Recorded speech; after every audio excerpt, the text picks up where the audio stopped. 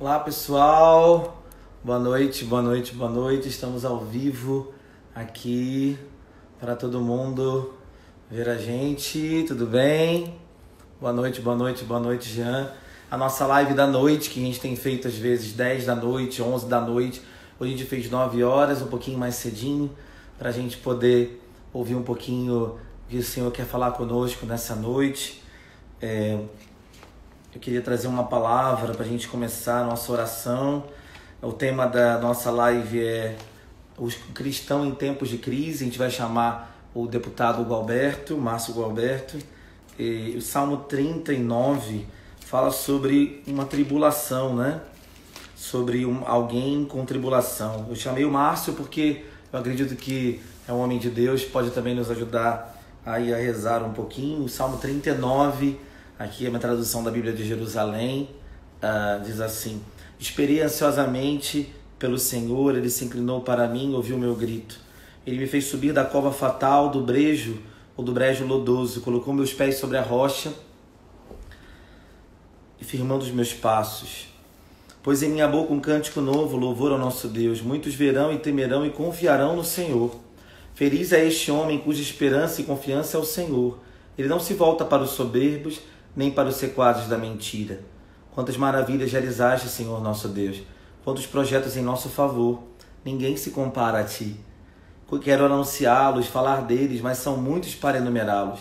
Não quiseste outro sacrifício nem oferta, abriste o meu ouvido, não pediste holocausto nem expiação. E então eu disse: eis que venho. No rolo do livro foi escrito: realizar tua vontade. Meu Deus, eu quero ter a tua lei dentro das minhas entranhas. Anunciei a justiça do Senhor na grande assembleia. Eis que não fecho meus lábios, tu o sabes. Não escondi tua justiça no fundo do meu coração. Falei da tua fidelidade, da tua salvação. Não ocultei o teu amor e a tua verdade, a grande assembleia. Quanto a ti, Senhor, não negues tua compaixão por mim. Teu amor e tua verdade sempre vão me proteger. Pois as desgraças me rodeiam e não mais contar, minhas iniquidades me atingem, sem que eu possa vê-las. São mais que os cabelos da minha cabeça, o coração me abandona. Senhor, digna-te livrar-me. O Salmo 39 fala também de um tempo de opressão, de tribulação, e o salmista pede a intervenção de Deus. O Senhor, vem depressa em meu socorro. Fiquem envergonhados e confusos os que buscam minha vida para perdê-la. Recuem e fiquem envergonhados os que desejam minha desgraça. Fiquem mudos de vergonha os que riem de mim. Exultarão e se alegrarão em ti todos os que te procuram. Os que amam tua salvação repetirão sempre: Deus é grande. Quanto a mim, sou pobre e indigente, mas o Senhor cuida de mim. Tu és o meu auxílio e salvação. Deus meu, não demores. Em nome do Pai, do Filho e do Espírito Santo. Amém. E nosso amigo para partilhar um pouquinho com a gente, Márcio, tá chegando, tá vendo a conexão lá. Olá, Márcio. Boa noite, meu Olá. irmão. Tudo bem? Tudo bem, Padre, sua bênção. Graças a Deus. Que alegria estar aqui com o Senhor. Amém. Você consegue me ouvir direito? Estou ouvindo muito bem. Ah, que bom. Obrigado. Então, Márcio, queria que o pessoal conhecesse um pouquinho você. Claro, todo mundo sabe que você é deputado estadual aqui nessa última eleição que você entrou, mas também conhecesse um pouquinho você, sua família também. Você é casado, tem filhos, é isso? Isso. Eu sou casado, nós temos 5 filhos, né? Na verdade. Sou da paróquia Maria Mãe da Igreja de São Judas Tadeu, em Padre Miguel, onde resido até hoje, há mais de 35 anos, né? No mesmo local, na mesma casa. Padre Miguel é uma terra muito boa, tem uma grande alegria aqui. Vicariato Oeste, cujo vigário episcopal é um grande sacerdote também, assim como o senhor, que é o Padre Felipe Lima, né, que pastoreia com grande amor suas ovelhas, dentre as quais me encontro eu.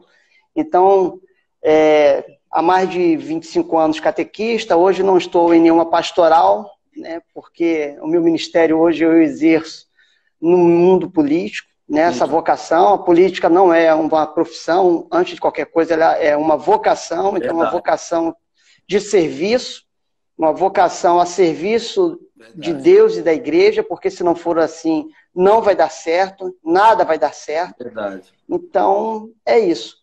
Também sou inspetor da Polícia Civil há 17 anos, né? Sim, sim. Antes de estar deputado, eu sou policial civil aqui no estado há 17 anos. Legal. Pessoal que está entrando aí, dá um abraço. Eu sou o Padre Jorge. Pessoal que segue o Márcio também. Está aqui esse bate-papo para a gente entender um pouquinho o que está acontecendo no mundo espiritual, né? A gente é cristão católico e a gente conhece o Senhor, a sua palavra, e a gente tem um discernimento, assim, um pouquinho. O Espírito Santo está falando no nosso coração nesses mais de 40 dias. Eu tenho certeza que Deus falou alguma coisa, uma palavra no coração do Márcio, vai partilhar. O Márcio, eu queria que você falasse uma coisa assim. Você entrou na igreja desde sempre. O que te levou você a entrar na sua paróquia? O que motivou um pouquinho lá no início a sua conversão? Acho que é importante dizer, porque muita gente está vendo a gente... É um bom testemunho dizer o que levou a gente. Assim, eu fui desde pequeno na igreja, mas também a renovação carismática me ajudou e tal. E eu sou padre porque participava desse movimento, de tantos outros na igreja, que despertou minha vocação e a minha conversão também. Acho que era legal falar rapidamente assim, o que lá atrás fez com que você se encontrasse verdadeiramente com Jesus, Márcio. Padre, você pode só repetir, porque o meu sinal aqui deu uma queda e retornou. Retornou justamente agora. Como é que foi o início da sua conversão mais radical ao Senhor? Assim, então, eu era um... Pode falar. Então, eu era um jovem como qualquer outro, se é que eu posso dizer isso. Na verdade, até os meus 17 anos, eu só queria saber de farra. Não é mesmo? De segunda a segunda, eu arrumava um evento. Então, nós ficávamos na casa de um amigo meu, todos os dias, jogando buracos, jogando sueca, bebendo bebidas alcoólicas, né? Cachaça com Coca-Cola, enfim. E falando sobre superficialidades. Quando chegava o final de semana, eu ia para o baile funk, naquela época dos famosos bailes de briga, essas coisas todas. Eu estou com 43 anos. É isso aí. Eu estou com 43 anos. Então, na década de 90, né? Ainda peguei um pedacinho, mas foi na década de 90. Então, eu ia para esses bailes. Quando não tinha baile, ia para a Mocidade Independente do Padre Miguel, aos sábados. E domingo a gente arrumava alguma coisa para fazer, um churrasco. Então, veja, ficava no churrasco, chegava segunda-feira, de madrugada em casa. E essa era a minha rotina. Farra, baile funk, bebedeiras. A minha casa, eu levava os amigos para lá, nós fazíamos grandes festas na minha casa. Se tiver algum amigo dessa época agora assistindo, vai se lembrar disso. 20 caixas de cerveja, 30 caixas de cerveja. Enfim, a minha vida era essa. Uma vida social bombada, hein? É verdade, mas o interessante vem agora, padre. Eu estava era um dia do meu aniversário e de repente a minha casa lotada de gente, mas ficava muita gente mesmo, era 80, 100 pessoas, até mais. Tinha um terraço, o baile, o funk comendo solto, e aí meu aniversário começou a me dar uma tristeza. Mas uma tristeza, assim, mas muito intensa. E eu não sabia explicar o que era aquilo, na época muito supersticioso, e nós ouvíamos que quando uma pessoa ficava muito triste é porque estava perto de morrer. Não sei se você já ouviu isso, né? E eu fui ficando muito triste e fui para o meu quarto. Deixei a festa rolando, entrei no meu quarto e fiquei. Começaram a me procurar. Cadê o Márcio? Cadê o Márcio? Enfim. Eu também tinha medo, muito medo de morrer. Falei assim, olha, eu não sei que tristeza é essa, então eu vou amanhã na missa. Isso era um sábado. Eu me lembrei, depois de muitos anos de afastamento, eu morando a 200 metros da paróquia, que tinha missa aos domingos, porque eu estava com medo daquilo que eu estava sentindo, não sabia explicar, estava achando que iria morrer, então eu disse que ia para a missa. Quando eu falei que ia para a missa, né, aí acabou a festa, não queria participar de festa nenhuma e tal. Naquele momento eu não tinha uma noção do que estava acontecendo comigo. Cheguei para minha irmã e falei, olha, se despede lá das pessoas por mim, eu não quero nem... Depois eu falo com cada um, mas eu não estou me sentindo bem, eu não sei nem explicar o que está acontecendo. Amanhã eu vou para a missa. A minha irmã riu. Você vai para a missa amanhã? Eu falei, vou para a missa. Vou para a missa sim. Eu falei, eu quero ver, mas amanhã... Mas hoje é dia de mocidade. Tem samba hoje. Você vai conseguir chegar de manhã e ir para a missa? Eu falei, eu não vou para o samba. Eu vou para a missa. No outro dia, domingo, acordei cedo para espanto de todos e fui para a missa, 9 horas. Quem estava celebrando a missa era o padre Luiz Fernando Ribeiro Santana. Então, o padre Luiz Fernando estava celebrando. E aí, a passagem era a parábola dos talentos. Interessante. E o padre Luiz Fernando, como minha irmã foi para a missa, né? Minha irmã ela já frequentava a paróquia nesse período. E aí o padre Luiz Fernando começou a falar sobre aquela parábola e tudo, e o que aquela palavra significava no grego, o significado dela no português, enfim. Ele é demais, né? Demais, né? Aquela homilia. Para quem não conhece o padre Luiz Fernando, eu acho que ele está na catedral agora, vigário lá. Na catedral, né, com o padre Cláudio. Ele é maravilhoso, doutor em liturgia, pneumatologia, dá aula pra gente no mestrado da PUC, que eu faço teologia também. É um homem que vai na palavra e... É isso mesmo. Palavra, né?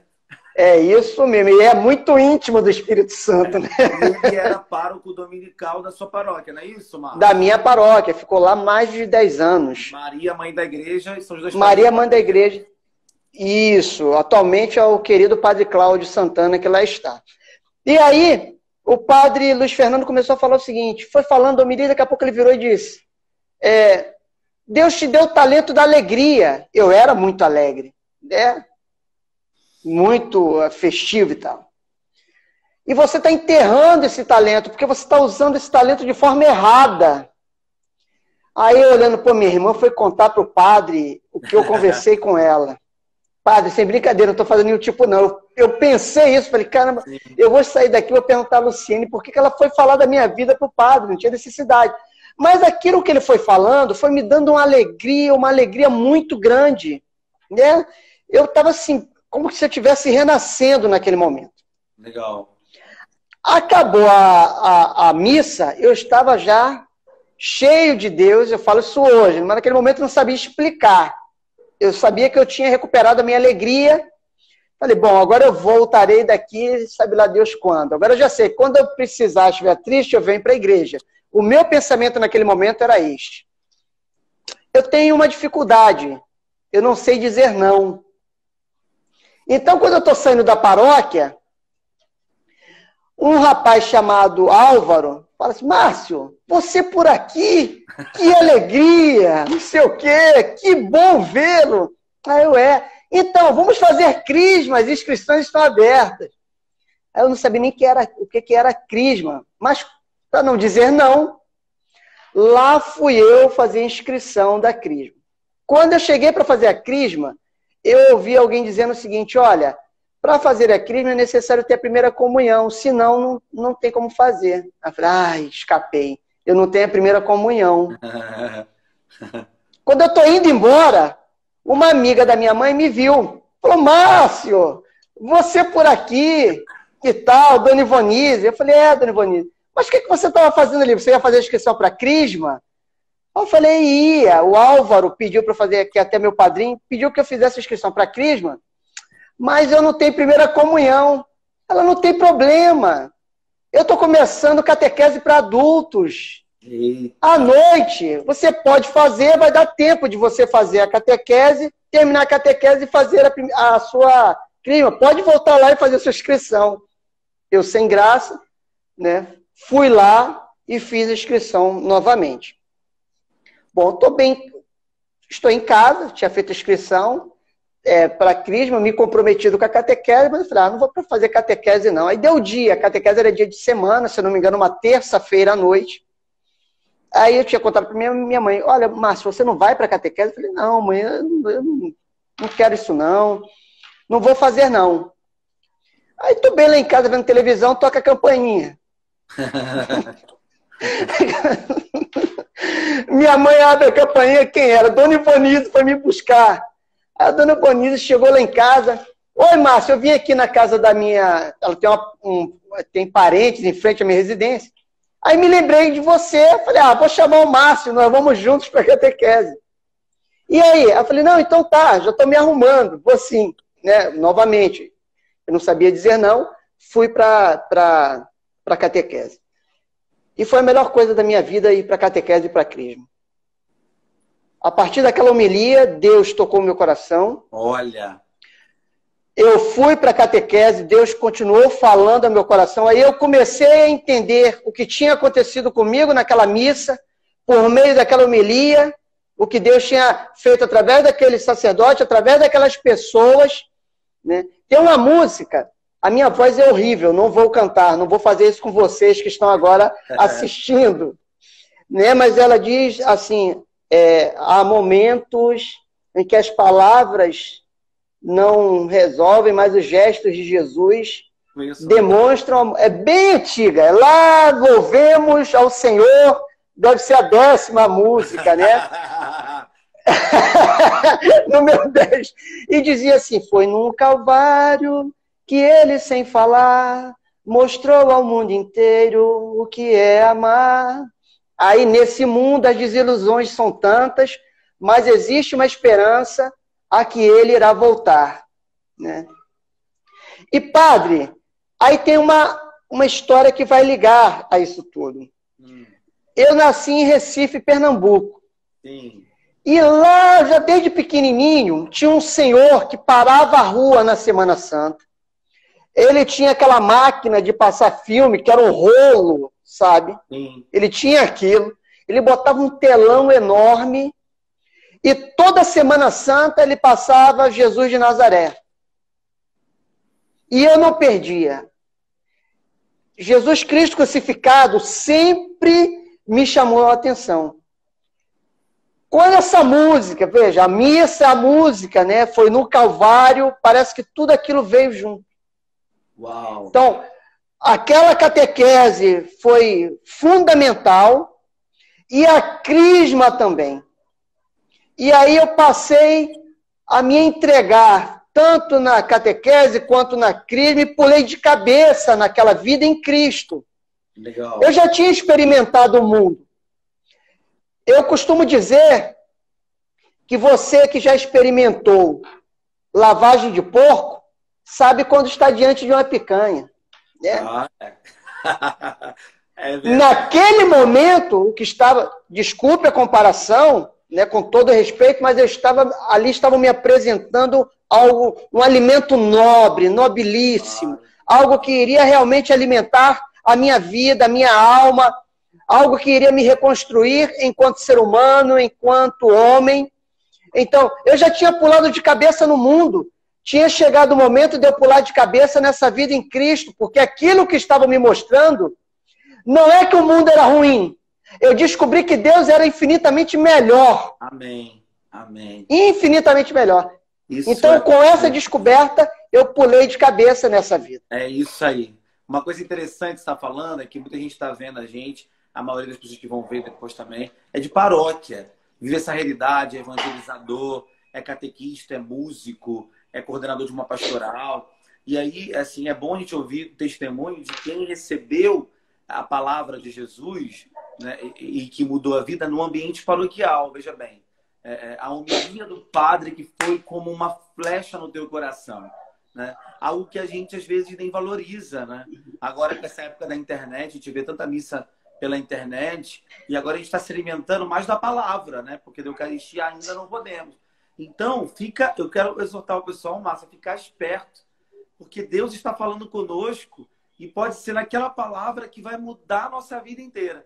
E outra coisa também interessante, essa vida em comunidade, né? A senhorinha que vai lá bater, a catequista que espera, que vai, que não fecha a porta, que não acaba as inscrições, porque a gente também passou uns anos assim, né?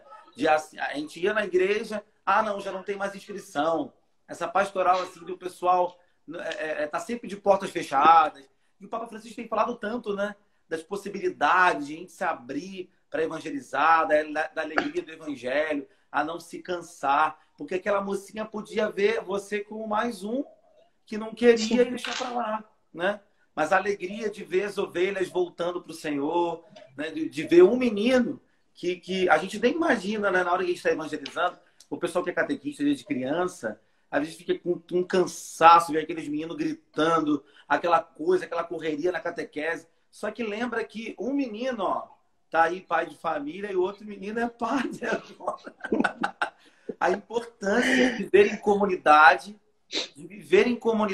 e a vida de comunidade, ela transforma a gente e nos converte também, como você está falando na sua paróquia de origem aí, né? Sim, e é muito, muito bom o senhor tocar nesse assunto, porque foi um período também, esse período, que eu conheci a Canção Nova. Veja, eu conheci a partir de uma homilia, de uma missa, catequese, crisma, tudo isso me alimentando. E aí, dentro da crisma, tinha uma senhora chamada Maria Angélica. Hoje ela já faleceu, mas ela também foi muito importante na minha vida. E ela me apresentou o grupo de oração da época. Tinha um grupo de oração na paróquia, o Mensageiro da Paz. Então, fechou o ciclo. Foi tudo muito importante, né? E como eu disse, eu comecei a pular de cabeça, eu comecei a ir para a missa segunda, missa quarta, missa quinta, missa sexta.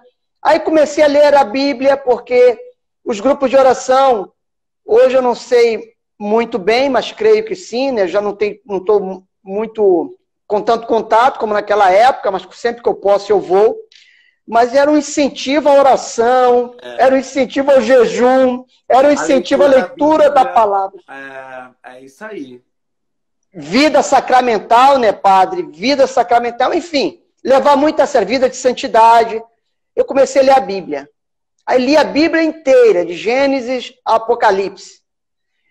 Mas veja como Deus vai transformando. Eu falei, bom, se eu li a Bíblia toda, eu não consegui. A cada 10 palavras que eu falava, 9 eram gírias e palavrões. E aí, eu comecei a ler a Bíblia, li a Bíblia inteira, meu vocabulário foi modificando. Muda total, cara. Muda tudo. Daqui a pouco, me falaram assim, mas seria bom você ler a vida dos santos também, que ali o evangelho se materializa. Comecei a ler a vida dos santos. Eu falei, bom, quem leu a Bíblia, leu a vida dos santos, pode começar a estudar também.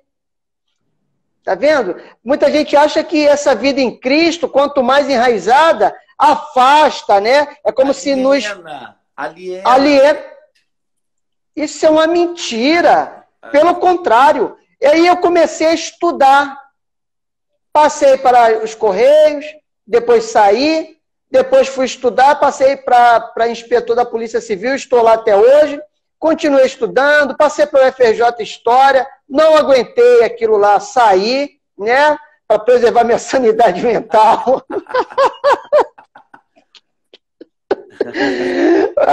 Mas enfim, eu continuo estudando, tomei um amor muito grande. Né? Você não parou de estudar. Não parei mais.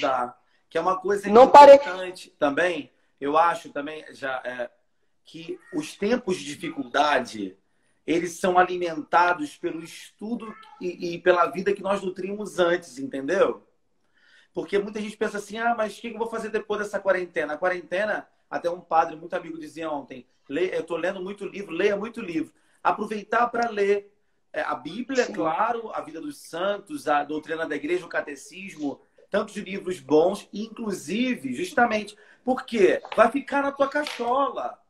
Sim. E aí, quando você for lançado alguma coisa, você vai ter um conteúdo para que você possa, inclusive no tempo de dificuldade, né? No tempo de crise, por exemplo.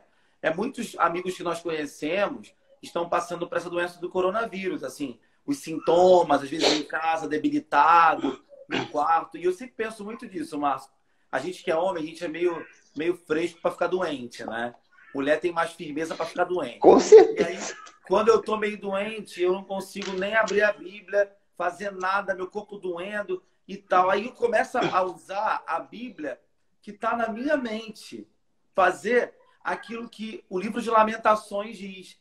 Quero trazer à memória o que me dá esperança, né? Então, a importância de a gente estar sempre se atualizando, muito, assim, com a cabeça aberta. Isso que você está falando é muito interessante. Sempre gostei muito de estudar. E quando eu comecei, na minha adolescência também, a conhecer Jesus e me aprofundar, eu comecei a ler muito a Bíblia, o livro dos Santos. E muita coisa que a gente não aprende em casa, porque nossos pais têm muitos filhos, pelo seguinte, a gente vai aprendendo também na Bíblia, na liturgia, no catecismo, na igreja. E aí a gente vai... Cristo, né? Cristo, ele amplia, ele parece que abre a nossa cachola e entra tanta coisa boa que a gente vive melhor, né? A gente tem saúde mental melhor. A gente chega numa faculdade, a gente recebe um conteúdo, eu costumo dizer assim, a gente até assimila aquele conteúdo lá de um curso técnico, até melhor. Eu exorto muito os nossos meninos aqui, Márcio, os jovens, assim, para estudar, sabe? Meter a cara. Porque senão não dá, sabe? Se você não lê, se você não cresce, se você não busca, se você fica, por exemplo, faz uma faculdade só, uma graduação, você não cresce, todo mundo te supera, tu vai ficar desempregado no futuro, então tem que avançar, buscar. E quando estiver lá, e buscar mais.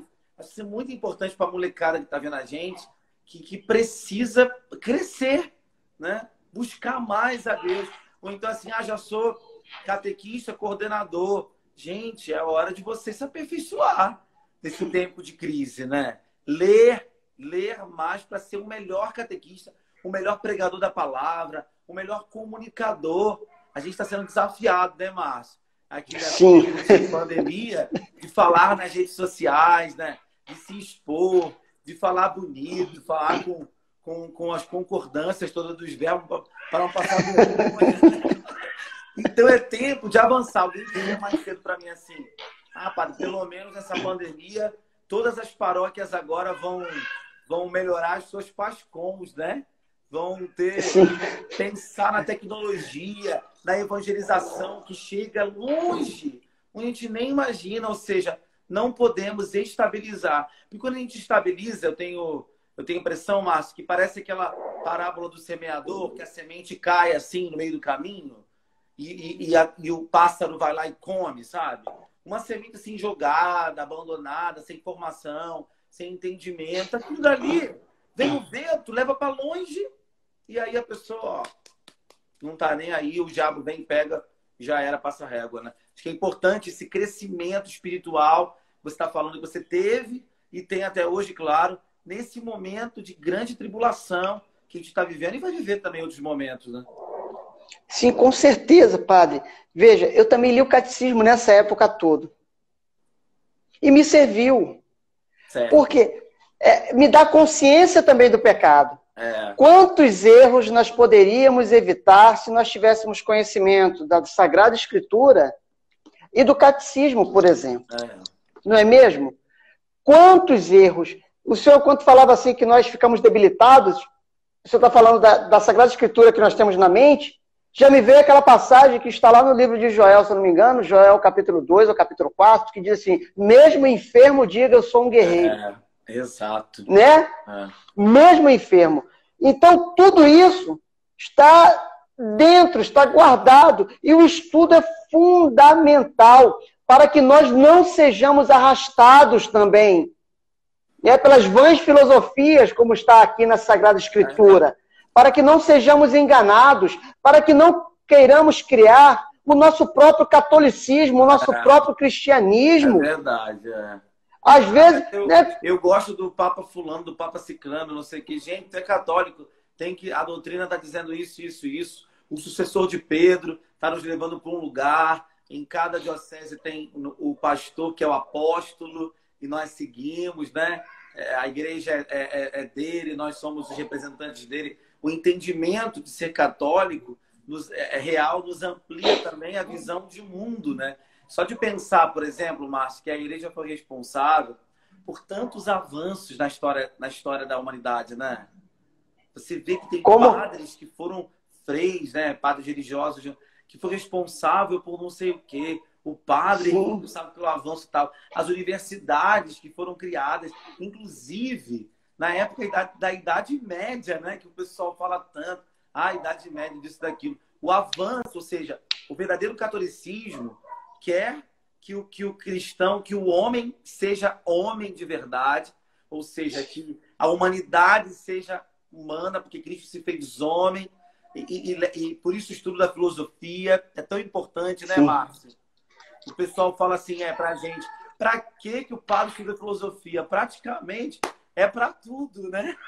Sim, sim. Entender o homem, A filosofia... entender quem nós somos, é a filosofia, né? A base do estudo ali da humanidade mesmo, né? Claro, e as principais perguntas que nós formulamos, né? Quem sou eu, de onde vim, para onde irei, para onde vou, o que estou fazendo aqui, o que farei, isso de fato, investigar se aquilo de fato é a verdade, o que é a verdade, né? Então, todas essas perguntas são filosóficas e nós precisamos desse estudo, nós precisamos desse conhecimento. Veja, o tema de hoje, os cristãos em tempos de crise mesmo. Como que uma pessoa consegue sobreviver, padre, sem esse Cristo, sem essa fé da igreja, sem isso que nós estamos falando aqui? Como sobrevive? Não consegue. E aí eu entendo até mesmo o desespero de alguns, sabe? Santo Agostinho dizia, o pecado é o motivo da tua tristeza. Deixa que Cristo seja a tua alegria. Sabe, é isso. Nós estamos no caos, nós estamos vendo imagens que nós não gostaríamos de ver, que nós não escondemos, mas nós precisamos ter aquilo que nós conhecemos como as virtudes teologais, a fé, a esperança e a caridade. Nós não podemos perder esse foco, nós não podemos perder o Cristo de vista, né? Poucos dias atrás nós celebrávamos a paixão, morte e ressurreição do nosso Senhor. Daqui a pouco nós celebraremos Pentecostes. Jesus mesmo nos disse, no mundo tereis tribulações, mas tende coragem. Eu venci o mundo, estou com vocês todos os dias até o fim dos tempos. Sabe? Então, o católico definitivamente não é gelatinoso. O católico é aquele que, reconhecendo os seus pecados, as suas fraquezas, mas reconhece também que o Senhor da vida dele é Cristo. Amém. Esse Cristo está conosco e vai nos dar a vitória. O padre Carlos Henrique, se lembra do padre Carlos Henrique? O padre Carlos Henrique dizia, olha, num daqueles retiros do Maracanãzinho, ele dizia o seguinte, o cristão, ele não para com seus olhos na quaresma, mas no que vem depois dela. Sabe? O que vem depois... A Ziza tem uma música que diz isso, né? Que depois da cruz vem a ressurreição. É o que vem depois da cruz. Exato, exato. Então, nós não queremos fugir da cruz. Nós queremos, como naquele filme do Mel Gibson, aquela imagem belíssima que Cristo abraça a cruz dele, né? Mas nós sabemos que vem a ressurreição. Agora, você quer falar, por favor? A gente passa por tempos difíceis, assim, como a gente está num período que se alargou, né, por causa dessa pandemia, desse vírus que a gente nunca imaginou que fosse acontecer. Teve dias, eu não sei como é que foi com você, porque a gente é padre, a gente tem tantas exigências, a responsabilidade grande com uma paróquia, e as pessoas não têm ideia disso, acham que é uma vida, é uma vida sacrificada. E aí teve dias que a gente se esquece disso, e eu falei assim, meu Deus, e tal. E aí teve, de verdade, assim, posso testemunhar para quem está assistindo a gente, que eu me lembrei, eu sou cristão, sabe? Eu me lembrei assim, eu sou cristão e Cristo é o sentido da minha vida e tal. E a vida dos santos também, porque todos os santos, Márcio, todos, a gente falava mais cedo aqui com um seminarista e ontem também, todos viveram tempos dificílimos, sabe? Sim. Cada um, assim, se fosse falar... um tempo difícil no país que ele vivia. A gente fala muito sobre a questão dos primeiros cristãos, dos mártires, né? Mas não é só nos primeiros cristãos. Agora, né? Agora, a gente pensa assim, por exemplo, no João Paulo II, que viveu numa época tão difícil, na infância dele, né? Assim, só para falar de um exemplo de um santo moderno, né? É um cara que fez, Márcio, o seminário dele, eu sempre me lembro disso, assim, quando eu estou meio... né?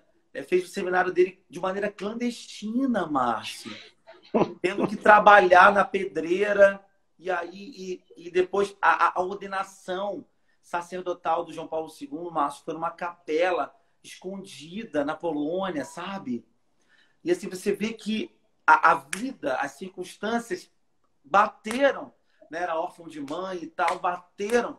Mas parece que quanto mais essa azeitona espremida, parece que vem uma unção. Você vê, né? Sim. O cara se levantou como bispo, um profeta na Polônia na época, na década de 70. E de repente é escolhido como papa, né? Foi uma coisa assim, com a morte de João Paulo I. Só um exemplo que me vem à mente agora. E o ministério profético dele, sabe? Sim. Nos países, nas nações. Você vê que todos, assim, todos, a gente foi falar do século XX, né? Os que estão vivos também, mas os que morreram, né? Edith Stein, São Maximiliano Maria Kolbe, a questão dos campos de concentração, né? E eu acho que Deus está fazendo, Márcio, nessa quarentena, Deus está com a fábrica de santos aberta, sabe? Ele está abrindo. Eu acho que daqui a alguns anos a gente vai testemunhar, tipo assim, ó, em 2020 eu vivi tal coisa, eu tive o coronavírus, Deus me curou, eu ofereci isso para ele e tal. Porque na crise, a gente sabe isso, né, Márcio? Na crise é o momento da reviravolta, como se nós estivéssemos num filme, sabe? Quem está vendo o filme, tá tudo indo bem, de repente o vilão começa a matar todo mundo. Parece que esse coronavírus está vindo e a gente está ficando, meu Deus, pessoas ao nosso redor, nas nossas paróquias. Só que eu tenho certeza que a gente vai ver uma reviravolta, sabe? A vacina, o remédio que vem, Deus fazendo milagres. Cada dia mais a gente vê a velhinha de 101 anos que foi curada, o outro fulano, o outro Beltrano. Assim, a gente vai ver a reviravolta dessa história a partir dessa crise. Assim, é difícil. Eu gosto assim, de falar, porque quando eu falo, eu externalizo aquilo que eu mesmo preciso saber, Márcio. Eu falo e depois eu falo assim, meu Deus, eu preciso viver isso, sabe? Eu preciso viver, porque pode ser que eu esteja passando até um momento muito tranquilo, mas eu, como padre, como cristão, seja convidado daqui a uns dias viver um momento de grande tribulação. Nesse momento eu vou me lembrar do que eu estou falando agora, de que os meus irmãos cristãos morreram porque depois do momento de crise se abandonaram e se entregaram ao Senhor, e o Senhor fez grandes coisas, né? Essa reviravolta de Jesus, né? A partir dessa esperança que não decepciona, sim, dessa fé e desse amor a Deus e aos irmãos, né? Sim, é uma quaresma que está sendo alongada. Mas nós precisamos passar por isso. Nós precisamos passar por esse momento para que valorizemos, por exemplo, ter um sacerdote celebrando a missa todos os domingos, pelo menos. É verdade. O sacerdote confessando, né? Muitas vezes a gente não valoriza isso. Né? Sempre, e a gente não valoriza. Uma paróquia aqui, uma paróquia 1 quilômetro depois, uma paróquia outro quilômetro. Isso é uma coisa que antigamente, assim, você que é mais velho, Márcio, um pouquinho mais velho do que eu, você lembra que a sua paróquia também eram freiras, não era? E no sim, eram freiras. Padre Luiz Fernando, não era? Padre Fernando. E aí, ou seja, era muitas paróquias da cidade do Rio. Há uns 25 anos atrás, 30 anos, era difícil ter um padre ali para ficar sempre, né, Márcio? Sim, sim, nós tínhamos essa dificuldade. E hoje nós temos, às vezes, né, 2 padres numa paróquia. E nós não valorizamos isso. Nós diária, não valorizamos missa diária. De noite, confissão, aconselhamento, direção espiritual que se marca. O padre está sempre na pastoral, o padre está disponível no WhatsApp, o padre pode me acolher, não sei o quê, o padre vai na minha casa abençoar, o padre vai no hospital, vai no enterro. Que é uma coisa que antigamente era uma coisa impossível. E quando a gente fica nesse tempo sem, a gente valoriza também, né, Márcio, um pouquinho, quando a gente voltar, né? E isso, com certeza, isso tem que... A pessoa tem que passar a valorizar mais essas realidades. E aí o senhor falou um rol de coisas que nós temos para que nós tenhamos assim, uma força espiritual para lidar com essas dificuldades que jamais nos faltarão. Como o senhor falou Realmente, a gente olha para a vida dos santos, a gente olha para a vida dos santos que estão vivos hoje, porque tem muitos santos e santas hoje em nosso meio, né? Sejam leigos, sejam sacerdotes, sejam bispos, que estão se doando, que estão se entregando, se sacrificando, renunciando, já renunciaram a muitas coisas e estão dispostos a renunciar a muitas outras, se preciso for, tudo para que nós tenhamos um dia contato com o reino de Deus, mas já comecemos a experimentá-lo aqui nesta terra. E a gente não valorizava nada disso. Talvez hoje, padre, eu vou dar esse exemplo, evidentemente que as pessoas não se sintam atingidas, mas é como aquele parente que nós temos sempre em casa, a gente não valoriza, e um belo dia ele vai para uma viagem, vai ficar 5, 10 anos fora, e aí que nós vamos sentir o impacto de não ter valorizado aquele parente enquanto estava ali conosco todos os dias. É mais ou menos isso, a nossa dor hoje. Nós tínhamos a missa a todo instante, tínhamos o sacramento a todo instante, podíamos caminhar livremente, e hoje a gente está vendo tudo isso de forma restrita, numa situação difícil. Mas é nesse momento de purificação, né, que nós temos que aproveitar para crescer. Crescer em Deus, né, preparar o terreno, o solo da nossa vida, para daqui a pouco, quando a missa retornar, essa semente que os padres semearão, enfim, possam encontrar uma terra adubada e possamos produzir frutos 100, 60, 30, não é mesmo? Então, a gente tem que aproveitar esse momento, porque é um momento de crise, como o senhor disse, também é um momento também de tirar algum benefício. A crise, ela pode ser encarada como algo muito ruim, mas como oportunidade. Era essa a palavra que eu queria lembrar. Como uma oportunidade. Talvez nós estejamos agora em casa, muitas pessoas estejam em casa nos vendo, mas vão ter tempo para rezar, vão ter tempo para fazer uma análise, para refletirem bastante sobre suas vidas, para verem que precisam levar Deus mais a sério, para ver que precisam valorizar muito mais os sacerdotes, a nossa igreja, com os seus pastores. Então nós precisamos aproveitar também, fazer desse limão uma limonada, não é mesmo? Como as pessoas gostam de dizer. Fazer do limão uma limonada. Se reinventar em Deus. Clamar, dobrar os joelhos, pedir que o Espírito Santo venha, nos transforme, nos renove, sabe? Por exemplo, eu estou aproveitando para ler de tudo, mas alimentos que me construam. Então, leio o catecismo, leio a Bíblia, leio as vidas dos santos, leio alguns livros. Agora estou lendo que eu tinha adquirido a obra completa de Machado de Assis. Estou lendo Ressurreição, esse romance dele.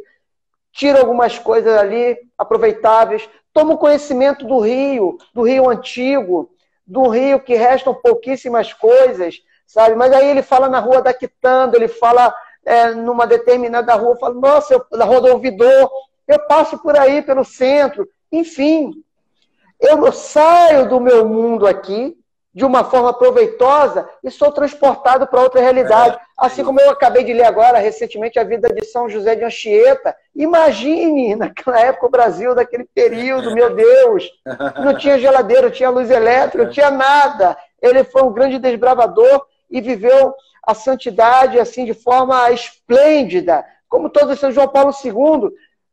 A Polônia foi tomada tanto pelos nazistas, depois por comunistas. Ele viu essas duas realidades, sabe? E esse Tem homem... gente que acha pouco, né?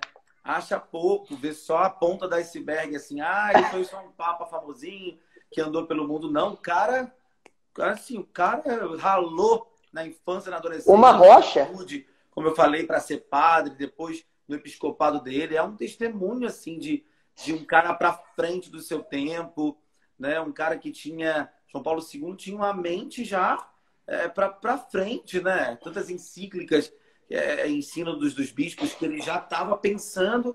É porque eu acho também uma coisa interessante, acredito, que os homens e mulheres de Deus, eles estão sempre à frente do tempo. Você não acha?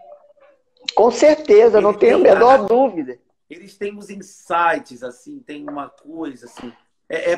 coisas proféticas, assim, para dizer, olha, isso aqui pode acontecer lá na coisa. Mas o outro também pode dizer, olha, mas também vai melhorar nisso, nisso, nisso. Porque é um profeta, né? Recebeu de Deus uma visão, porque todo batizado deveria ser assim. Porque no batismo nós somos reis, sacerdotes e profetas. Grandes Né? profetas. Para oferecer a Deus o sacrifício da nossa oração, da nossa vida, de reinar, de ter uma vida digna, de ter a nossa vida com dignidade e também profetizar, né? Evangelizar, falar sobre as coisas reais. E os santos tiveram essa capacidade de enxergar no olho do furacão uma coisa que ninguém via. E eu conheço pessoas assim, mais velhas, e eu sempre falo aqui com as senhorinhas da nossa paróquia, gente, a gente precisa ter sempre uma mente saudável, cheia de sabedoria, porque senão a gente vai ser engolido pelo mundo, vai ser engolido pelo tudo, por notícias ruins, engolido pela moda, uma moda disso, daquilo, a moda. Aí a moda vem, todo mundo tem que fazer. Moda não é só uma coisa para jovem. A moda que eu digo é os costumes que vêm e que vão, Sim. né? Não a moda como estética. Mas vem, aí todo mundo tá fazendo tal coisa, depois vem outra coisa, todo mundo... Peraí, gente. Essa coisa da pandemia também, eu acho que está levando a gente a reavaliar o que a gente come, o que a gente gasta. É uma gastação de dinheiro, de comprar coisas que a gente não precisa. Né? É uma consciência assim, peraí, pô, eu já tenho uma calça, já tenho outra, eu tenho isso aqui. Peraí, vamos avaliar a nossa vida para ver o que está sendo. Porque essa questão também das virtudes de santidade que a gente está falando, não é só para o padre, para o bispo, para o Papa Francisco, é para todos nós, né? E assim, será que um pai de família, uma mãe de família que hoje, por exemplo, tem o seu salário resguardado, né? Porque a sua empresa continua dando... Será que não tem que pensar, peraí, agora é a hora de eu comprar menos algo, porque a gente está indo menos do shopping, né? Menos, por exemplo, o entretenimento, eu vou pegar esse dinheiro, eu vou oferecer na minha paróquia ali para dar as cestas básicas, ou eu vou canalizar esse valor para uma obra assistencial que eu conheço, que é de um amigo meu, de uma comunidade, né? Por exemplo, sei lá, os meninos aí, um exemplo que me vem na cabeça, né? Maranatá, que os meninos ficam lá na reabilitação. Sim. Eu vou canalizar aquilo que eu gastava para algo positivo, doar ao seminário, a minha paróquia no meu dízimo. Eu acho que é tempo de todo mundo ser despertado. Acho que Deus está sacudindo a peneira para a gente ficar, né, firme ali e não ser levado, porque também eu acho que não vai ter sentido também abrir, né, claro, quando acabar tudo isso, se Deus quiser vai acabar, a porteira e a gente, todo mundo, e voltar a tudo que a gente estava fazendo antes, né, Márcio? Eu entendo que eu nunca mais vou ser o padre que eu estava sendo antes. Eu tenho que ser diferente, melhor do que eu estava sendo antes. Eu tô com saudade da minha vida antiga. Eu não tô, não, gente. Porque agora eu tenho que viver uma vida nova, de verdade. É verdade. A rotina, a minha pastoral, a minha maneira de lidar com as pessoas, a minha vida de oração. Eu pego o que eu fazia, jogo fora o que não presta e faço uma outra rotina a partir dessa crise, né? Uma nova rotina disciplinada a partir desse tempo difícil, né, Márcia? É verdade. Essa enfermidade, essa pandemia, está nos ensinando também que nós não somos imortais. Que por isso nós precisamos viver uma vida aqui muito focado no que é essencial. Porque o que é essencial é invisível aos olhos. Verdade. Né? Então, com absoluta certeza, como o senhor disse, nós vamos sair diferente. Porque, como dizem aqui em Padre Miguel, ou é bola ou é búlica. Se a pessoa não sair diferente desse momento, né, nós vamos ter que rezar para que um milagre aconteça, então, na vida dela. Na minha vida, na vida de quem quer que seja, que não acho que terá que melhorar. Depois disso, nós vamos ter que nos ajudar muito. Nós não tivemos aqui... A nossa geração nunca teve guerra, nunca passou por nada semelhante. Os europeus já, né, os mais idosos principalmente, os europeus já passaram por isso. Ou então o avô contou como é que foi, ele já sabe, a gente nunca teve. Mas está muito claro que nós vamos precisar nos ajudar bastante se nós quisermos vencer isso o mais rapidamente possível. Com certeza. Vamos ter que sair do nosso individualismo, Vamos ter que deixar de ser uma ilha, né? Vamos ter que ir ao encontro dos nossos irmãos, principalmente aqueles mais necessitados, e eu tenho certeza que isso já está acontecendo dentro das próprias famílias. É um que perdeu o emprego, então quem tem, em vez de gastar o dinheiro, de repente, no McDonald's, vai falar, não, não preciso, isso é supérfluo. Quando essa maré passar, eu volto ir lá fazer meu lanchinho, mas agora eu vou pegar esse dinheiro e vou dar para fulano, porque o dinheiro do McDonald's vai servir para ele comprar 1 quilo de feijão, 1 quilo de arroz, pagar a conta de luz. Enfim, nós precisaremos ser muito fraternos, muito caridosos, nos ajudar bastante. É um momento delicadíssimo, mas é como nós estamos falando aqui. Nós não podemos perder de vista nossos objetivos. Nós somos cidadãos do céu. Amém. É o momento do testemunho. Tudo aquilo que nós estamos falando, nós vamos ser cobrados daqui a 1 minuto, né? Nós vamos ser cobrados e aí teremos a oportunidade de colocar em prática o que nós estamos dizendo ou não. Então, esses nossos irmãos, sejam das nossas famílias ou não, precisarão desse padre Jorge Carreira firme na rocha, e do Márcio Gualberto também firme na rocha. Não estou dizendo que nós somos super-homens, porque não somos. Mas Deus vai nos dar a força, nos capacitar para sermos essa mão amiga que vai ajudar a muitos. Independente das nossas vocações. O Senhor tem essa vocação belíssima sacerdotal, eu tenho minha vocação no matrimônio, eu tenho minha vocação profissional, enfim, cada um dentro da sua área. Nós vamos ser chamados a testemunhar Cristo dessa maneira. Né? O Padre Jonas gostava de dizer muito essa frase, nós precisamos florir onde Deus nos plantar. Então, nesse momento, Deus está nos plantando numa grande pandemia. É aí que nós vamos precisar florir. Sabe? Amém. Não vai faltar messe para ninguém. Amém. Isso aí, pode ficar tranquilo. A messe, né? Cada operário vai ter a sua messe, ou várias messes, de acordo com aquilo que se colocar à disposição do nosso próprio Deus. Amém. Coisa boa isso, hein? Saber que a gente tem um bom e maravilhoso futuro pela frente, né? A carta aos Romanos diz, nada nos separará do amor de Deus, nem a morte, nem nada, né? Porque Cristo venceu a morte e se o inimigo de Deus está pensando que venceu, pensando que vencerá, né? Se o inimigo das nossas almas acha que está se levantando sobre o mundo, como eu falava no início, a gente está vivendo uma situação espiritual, de batalha espiritual, que se vence pela oração. Que se vence pela oração. Não é discussão, não é tanto o murro em ponta de faca, não é tanto xingamentos e opressões, mas é a oração, né? A oração, a oração, a oração, a oração. E a gente está aqui falando, eu acho que para outros públicos, mas também irmãos católicos, a gente está chamado há muitos anos, assim, evidentemente, quase que dando na nossa cara a Nossa Senhora em várias aparições, né, Márcio? Falou, rezem o rosário. Sim. Rosário. É a arma. A gente, às vezes, acha que é uma oração enfadonha, mas a gente reza várias vezes o Pai Nosso, que é uma oração de Cristo no terço. A gente reza a Ave Maria, que é uma oração bíblica, e também sobre aquilo que a igreja crê. A gente reza o Glória ao Pai, né? O louvor a Deus, a meditação da vida de Cristo. E a gente vai intercedendo. É a oração de intercessão, né? Aquela coisa do filho que diz, mãe, me dá. Né? E a insistência consegue. Até conseguir, né? A oração do rosário, da leitura da palavra e de outros textos que o Espírito Santo for colocando no coração de cada um, devoções. Eu acredito também, Márcio, que é tempo de a gente fortalecer aquilo que a gente tinha e que a gente se perdeu. Que as nossas devoções pessoais também. Sim. Né? A gente, claro, a gente que é filho de Padre Luiz Fernando, a gente sabe que a gente é fortalecido no mistério pascal, né?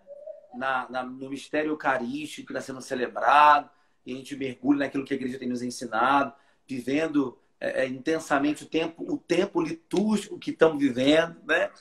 Porque muita gente acha que o tempo litúrgico que a gente vive é só para celebração eucarística, né? Mas está enganado. Não. o tempo litúrgico é para trazer para casa, para a vida cotidiana. Ou seja, se na quaresma nós vivemos a penitência, claro que ela se estende agora como tempo de oração, mas a gente está vivendo um tempo de vitória, o tempo da Páscoa, né? Mas assim, vivendo uma vida litúrgica, embasada no ano litúrgico, que é o dispensador dos mistérios de Cristo ao longo do ano natural que a gente vive, mas também tendo no nosso coração a devoção pessoal, né? Ressuscitar talvez uma devoção ao santo que a gente deixou lá para trás, ressuscitar esse santo, como você estava falando aí lendo o livro, né? Das jaculatórias, das orações pequenininhas que a gente reza desde a infância ou desde que nos convertemos. É tempo de se fortalecer, né? Porque a gente está sendo bombardeado aí por esse mundo espiritual, essa guerra, como diz São Paulo, não é contra homens de carne, né, Márcio? É contra as forças espirituais, né? Com certeza, ter um oratório em casa, né? Por exemplo, eu vou fazer até a propaganda, porque eu acho necessário, está dentro daquilo que a gente está falando. Um amigo nosso, né, o Eduardo, ele produz genuflexórios, um preço muito acessível. Legal. Né? Então, ele ficou desempregado, ele e a esposa estão produzindo genuflexórios. Pequeno, eu fui comprar um genuflexório. Rezasse em casa, Márcio? Tanto pequeno quanto para 2, por exemplo. Ele está produzindo isso a um preço, nossa, acessível a todos. Ele é daí, Eduardo. Então, Márcio? Ele é daí? Ele é de Campo Grande. Campo Grande. Dá o contato dele para a gente divulgar aqui também. Vou dar o preço, sabe? Mas muito em conta, não tem nem comparação. Então, eu faço genuflexório, acolchoado e tudo. Eu comprei o que cabe em 2 pessoas, para eu e minha esposa rezarmos, e comprei um só para levar para o gabinete lá da Leste e coloquei lá para rezar também, antes das sessões, enfim. Então, a gente precisa resgatar essas coisas, ter uma relíquia em casa, ter imagem de Nossa Senhora, eu tenho imagem de Nossa Senhora de Fátima, Nossa Senhora Aparecida, de São Bento, entendeu? Numa coisa bem digna. Enfim, nós precisamos resgatar essas coisas, como o senhor falou, porque são muito importantes, porque são lembranças, são nortes da nossa vida. Eu não sei, vocês não estão vendo agora, mas aqui atrás tem um crucifixo também. Deixa eu levantar aqui para as pessoas verem. Aí em cima da televisão. Tá vendo? Isso, olha lá em cima da televisão. Né? É um frei de Campo Grande que faz. Né? Então, um Cristo bem chagado para lembrar o amor dele por nós. Enfim, quem sabe, né? Isso é um investimento na tua vida espiritual, na vida espiritual da tua família, dos teus amigos. Isso é muito importante, ter esse resgate, ler a Bíblia, como nós falávamos. Para, se o senhor me permite, eu gostaria de ler um trecho que o senhor colocou no meu coração, a palavra. Tá? Está lá em 2 de Reis, capítulo 6, né? Segundo livro de Reis, capítulo 6, versículos de 15 a 17. Então diz o seguinte: o servo do homem de Deus levantou-se bem cedo, eu já ia atropelar tudo. É 2 de Reis, capítulo 6, versículo 15. Eu vou ler da Bíblia de Jerusalém, tá? Mas se você tiver com a Ave Maria ou a Bíblia, essa nova edição da CNBB, ótimo. A gente está quase acabando aqui a live, tem 1 minuto e meio. Então vou correr rápido. O servo do homem de Deus levantou-se bem cedo e saiu. E eis que um batalhão cercava a cidade com cavalos e carros. Seu servo lhe disse: ai, meu senhor, como vamos fazer? Não tenhas medo, respondeu, pois são mais numerosos os que estão conosco que os que estão com eles. Aleluia. Eliseu orou dizendo: Senhor, abre seus olhos para que veja. O Senhor abriu os olhos do servo e ele viu a montanha coberta de cavalos e carros de fogo em torno de Eliseu. Uau! Glória. Nós, nesse momento, estamos assim, cercados de notícias ruins e tudo mais. Mas é preciso confiarmos. A Santíssima Trindade está conosco. Os mártires estão conosco. Nossa Senhora está conosco. Os anjos estão conosco. E são bem maiores e mais poderosos aqueles que estão conosco. Amém. Do que aquelas enfermidades que nos apavoram, aquelas notícias ruins que nos apavoram. Amém. É isso. Obrigado, Márcio. Deus abençoe você, sua família, as crianças, Obrigado. sua esposa, que a generosidade sua de estar aqui com a gente. Obrigado, tenho certeza que edificou a Muito obrigado, eu que Vai ficar agradeço. a nossa live 24 horas para o pessoal ver mais um pouquinho dessas palavras que a gente deu aqui. Obrigado, querido. Bom final de semana. Um abraço. Deus abençoe.